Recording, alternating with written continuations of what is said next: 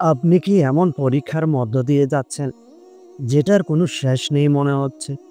একটার পর একটা বিপদ, একটার পর একটা কষ্ট।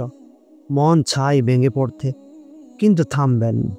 কারণ যেসব পরীক্ষার মেয়াদ বেশি, তাদের পুরস্কার হয় চিরস্থায়ী আত্মবিশ্বাস ও গভীর উপলব্ধিতে ভরা কণ্ঠে। দেখুন, আল্লাহ যখন কাউকে আপন করে নেন, তার ধৈর্যকে আগুনে পরীক্ষা করেন।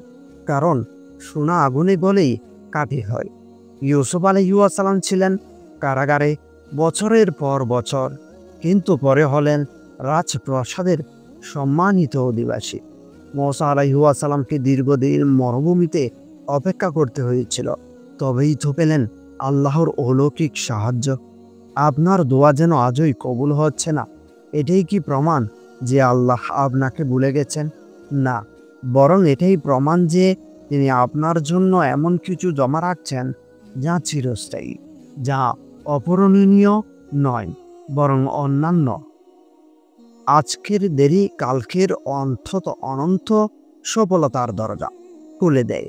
আপনার ধৈর্য যদি দীর্ঘ হয়, জেনে নিন আপনার পুরস্কারও হবে চিরস্থায়ী।